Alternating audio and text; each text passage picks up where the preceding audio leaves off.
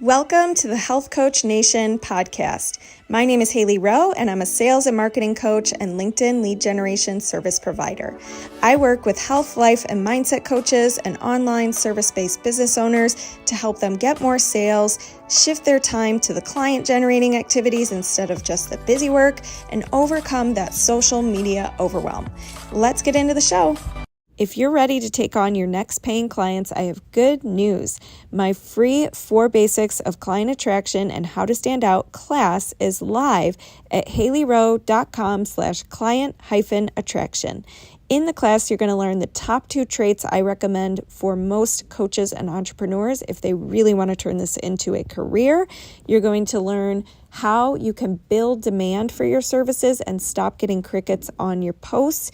You're going to learn the sales roadmap I used to improve my sales conversion rate and help my clients do the same. And you're going to learn so much more. So go to haileyrowe.com/client-attraction and get your copy of the class today.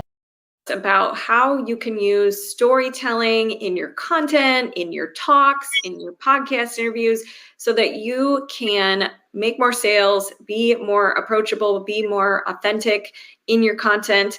And Andrea, why don't you just share, how did you get into storytelling and speaking and all the different things that you do? Tell us your background.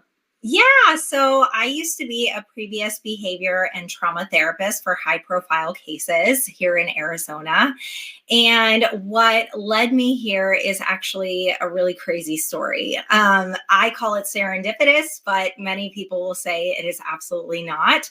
So I almost died pregnant with my 5th child. And yeah, I I actually was having severe migraines and they couldn't figure out what was going on with my brain. And I ended up getting diagnosed with, actually, because of the migraines, they were removing a lot of things out of my body. So I got pregnant, and little did we know, I got diagnosed with papilledema pseudotumor cerebri. So essentially, I have a benign tumor on my brain that pushes on my eyes that causes me to have severe migraines. And my appendix ruptured pregnant with her, and 3 months in and out of the hospital. And I got home.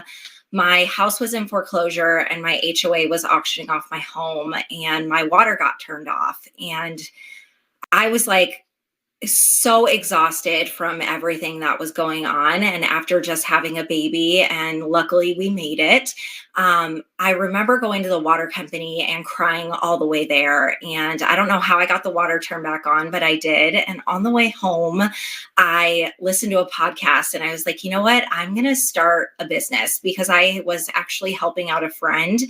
I helped her redo her brand, her website, her SEO. I was helping her with blogging. I mean, anything and everything, just because during pregnancy, I was really bored and I wanted to be able to do things.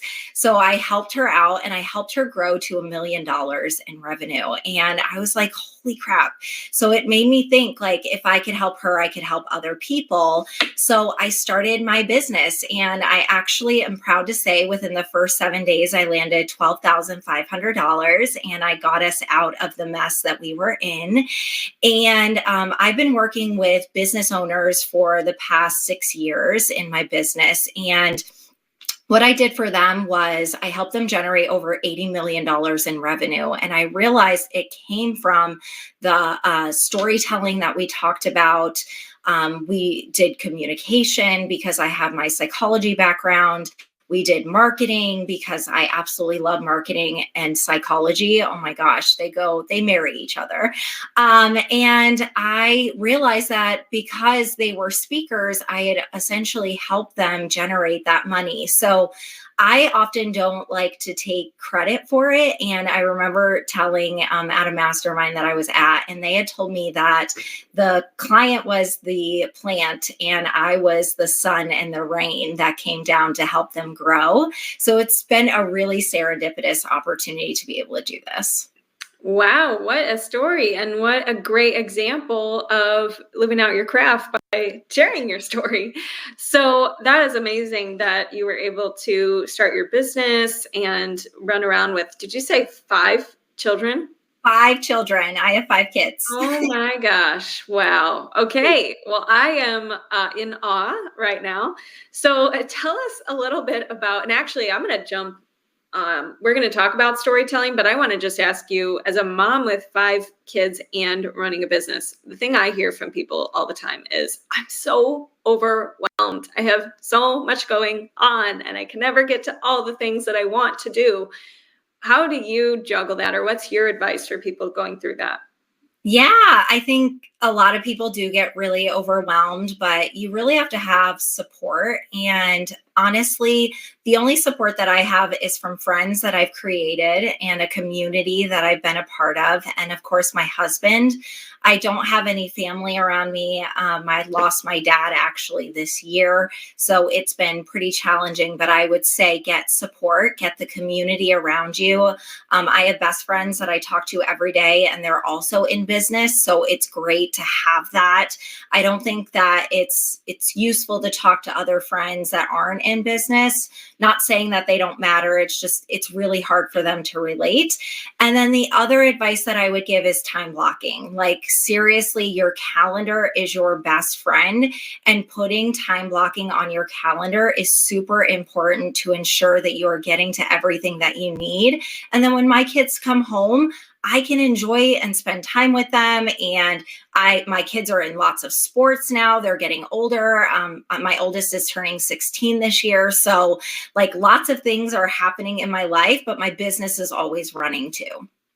Nice. Yeah. So it's more about juggling it as opposed to, everything gets equal amount of attention. I hear a lot of people thinking like, oh, everything should get like equal amount of attention, or time, the amount of hours I spend on things is what matters most, or things like that. So No, I couldn't do that. yeah.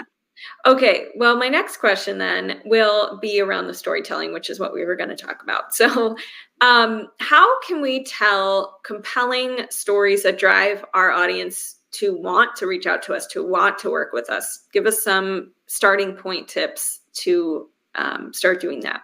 Yeah, I think it's really important that you connect with your audience and you know who they are, because if you don't know who you're speaking to, then you're not going to know how to tailor your conversation, which it's a conversation. You're speaking to them, but really we're not speaking at them. We're telling them an amazing story, and we're crafting it in a way that really gets the audience's attention. So we want to help them release like oxytocin and serotonin when we are talking. So we are releasing like that oxytocin that I'm talking about is a trust hormone. So we want them to trust us. So what we're doing is we're crafting a story that is memorable, that they could see themselves in your story. You want them to be able to have that feeling of that experience with them. And then we also want to connect with them. So with that connection, we also have to think about, we want them to then see themselves, right? We see themselves in our story, and then we want them to be able to connect and pull out the pain points of what is going on. And then we're going to finish really strong with how they can connect and work with you in such a way that is like, oh my gosh, this is a no-brainer. Like, hell yes, I need to talk to them. So we're crafting stories that are memorable, are irresistible, are ones that they can really relate to. Love it. Okay. So when I talk to some of my clients, and by the way, for those of you who don't know your niche or target audience, I do have a free niche message mastery cheat sheet that will help you get clear on that part first. And that's at HaileyRowe.com. But once you know that, here's what I hear.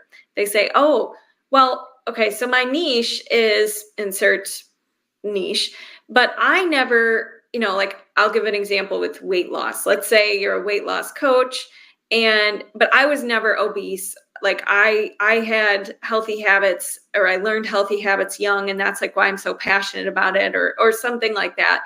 And they worry that they don't have the same exact story as like their ideal clients. So how would somebody navigate that if that's what they're facing? They feel like, oh, my stories, I don't have like a good story because I didn't have like a rock bottom, or, they can't pull that out of them.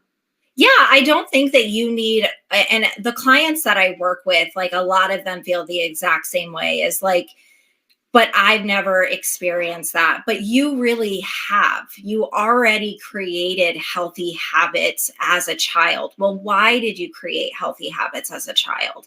Is that something that your family reinforced in you? Is that something that you just naturally wanted to do? And I think that you have to find out that your story does matter. It doesn't matter if they're like my story that I talked about with my 5 kids, that's very doom and gloom, right? Like that's more like, oh my God, like how did you make it? You don't have to have those stories to have those connections with your people. You just have to want, and obviously you do want it if you've been doing it since you're a child. And that's, I know, an example that you gave, but ultimately, if we love what we are doing at the end of the day, we have a story to tell. And if we have a way to help people, then we need to be stepping outside of our comfort zone and our story that we're telling ourselves and really help these people, because you really can. And ultimately, I lost 150 pounds. So I've had Oh, a story. Yeah. geez, what have you not done? I know, I hear that a lot. But I lost 150 pounds. I would still want to listen to a coach, even though they haven't had that extreme weight loss. They've set such good example that they've been doing it for so long that I would listen to them. So you have to remind yourself that you've been through this journey and this story. You have a story. You just have to be willing to pull it apart. Yeah. Nice. Okay, so how do we pull out our story within us? Because I think a lot of people get stuck. Like, I don't know, like I just like if they're a coach. I got my certification. I started coaching people for free, and then I started getting referrals. And then, like, how do they come up with their brand story? What should be some things we consider? Yeah, I think coming up with your brand story is really important. It's something that it's at your core. So I used to be, like I said, a behavior and trauma therapist. So I like to take people on a journey of where they've been through and what they have accomplished. So if they've accomplished a certification, well, what brought them to get that certification? What is the reasoning that they did that? Is it because they wanted to have a certification because then they're seen as credible? Well, then that is a story in itself of credibility and authority building. So you need to look back at your essentially what brought you to where you are today and writing down a timeline of things that you've accomplished, that you've gone through, the ups and the downs, because we all go through them, and what brought you to that certification or what brought you to where you are today.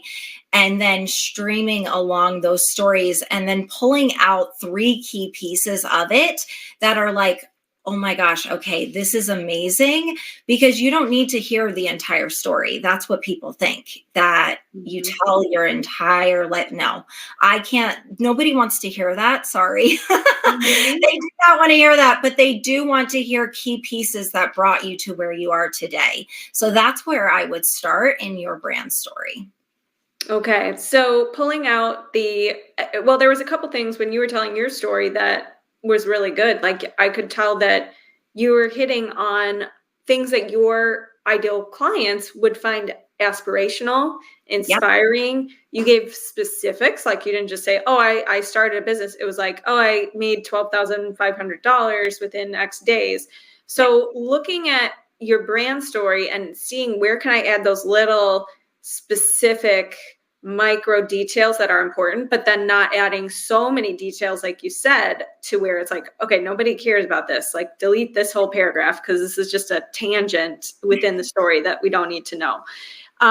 So one thing that the other thing that I wanted to ask you about when it comes to telling stories is how do we I think a lot of people worry about, I don't want to sound full of myself. I don't want to sound too salesy. How do we navigate sharing stories without coming across like too braggy or too salesy? Yeah, I think I get this asked a lot. And I actually was coaching someone on this recently. So it was very interesting because I gave him specific advice when it was to marketing, but it was in a smaller area. So he was going to festivals, if that's the best way to say it, you can either do that, like there's different speaking events that you can do. And this is one of the ones where you're showcasing your product. And for him, it worked really well talking to them about like how it is for them in their story of the furniture that he is creating.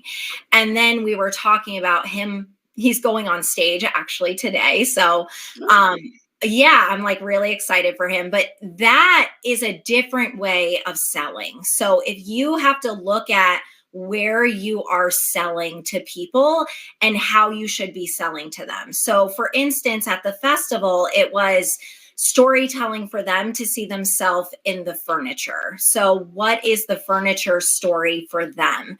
And because essentially he crafts really beautiful luxury furniture. And then when you go up in front of an audience, you're then telling your story in a way that has to lead to your offer. And you want to have a really solid offer that's like a no-brainer, even if it's a freebie, right? Like you want to get people on your list.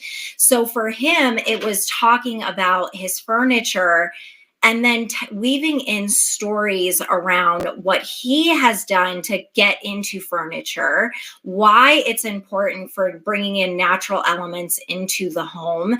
And then we got into how he works essentially, and then what it looks like to work with him. So he's speaking in front of a bunch of designers, interior designers.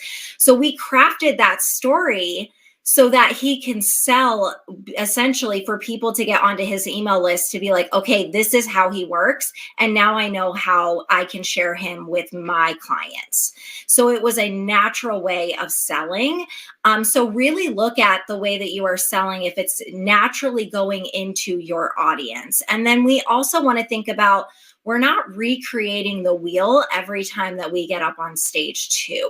So essentially he can use this guide every single time that he gets on a stage because he's going to be in front of an audience that wants to naturally buy from him. Does that answer the question? Yeah, I love that. I love that example.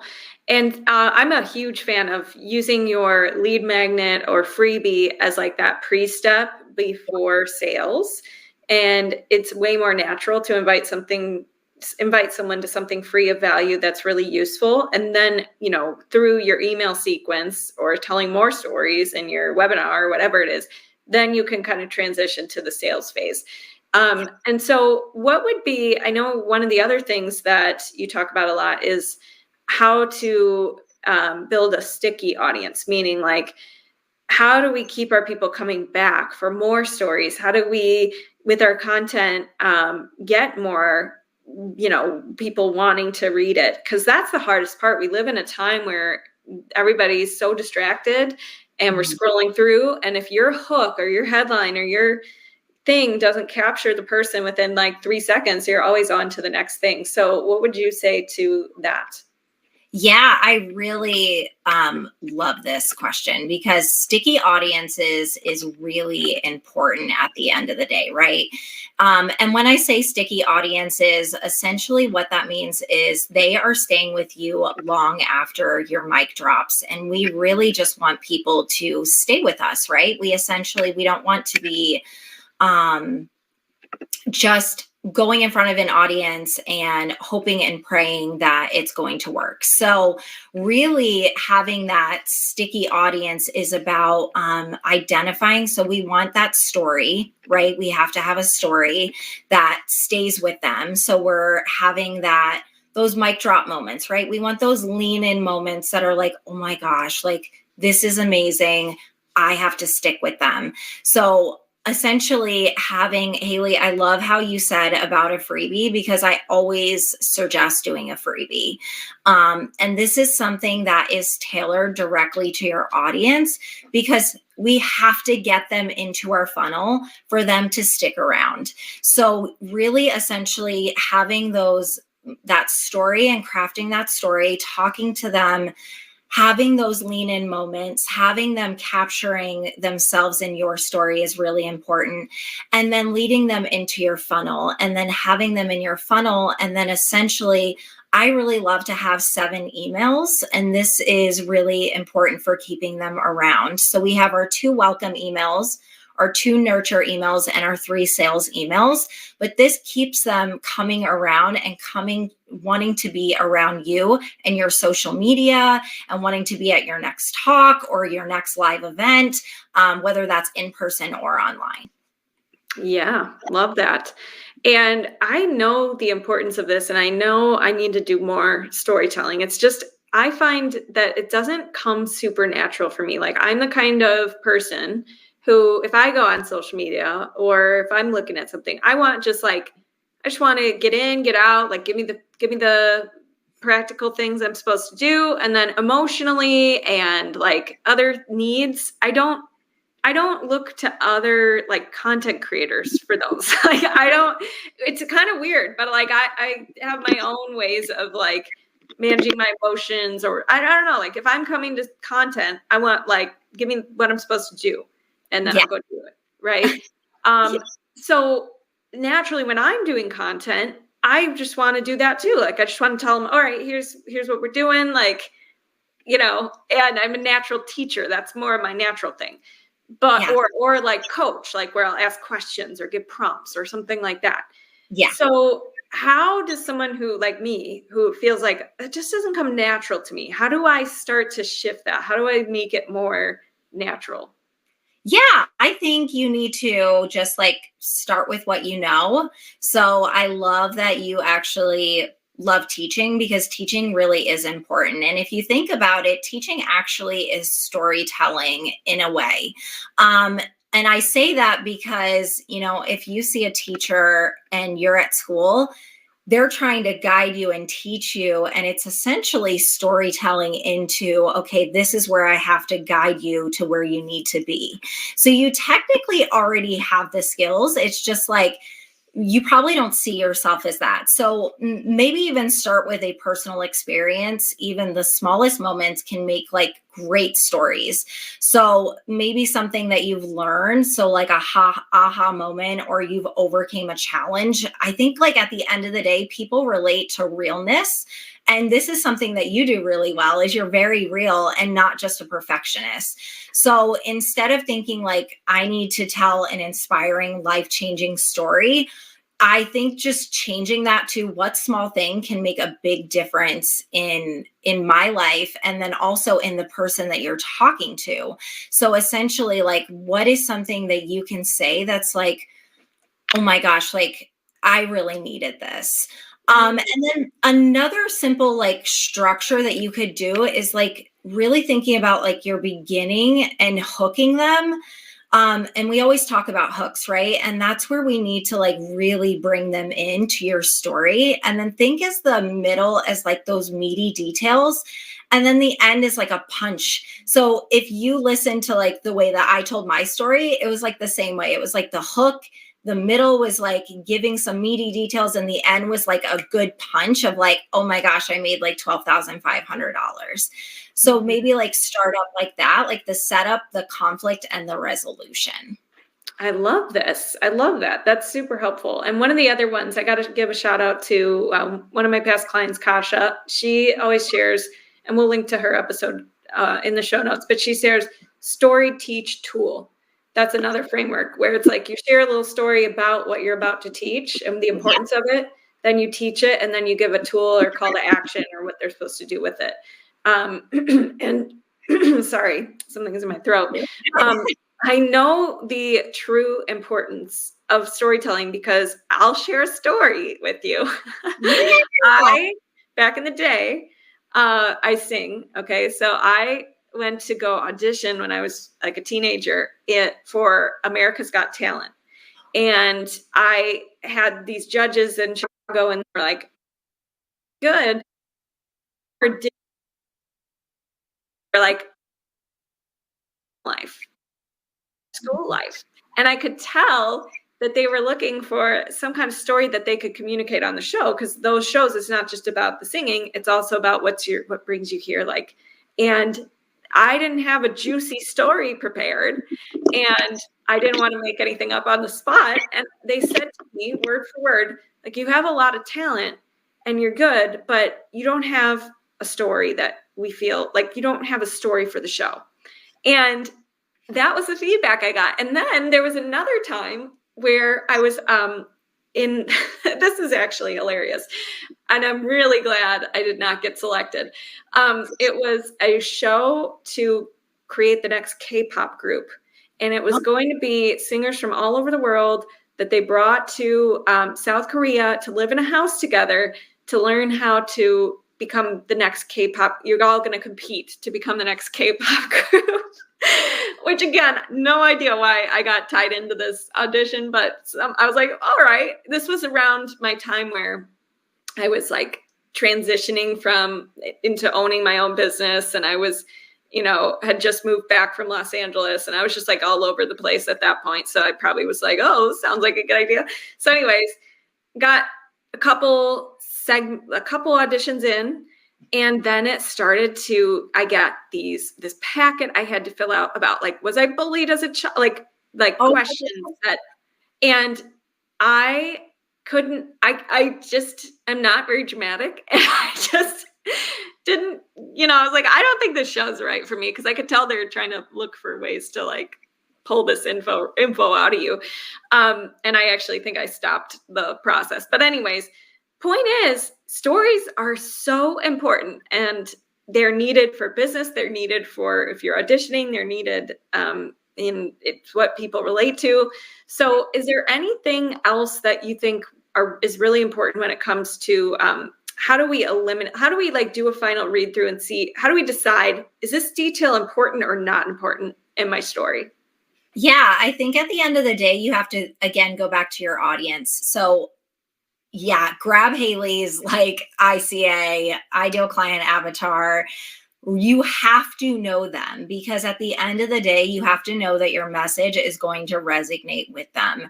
And if you are not, like, for instance, Hailey, her just telling that story, I love it. I love listening to that, because I'm like, wait, you couldn't find a story to like tell about yourself. Like, I'm really intrigued in her story, and she did a great job at storytelling. Hailey, you are a storyteller. Yay, I tried.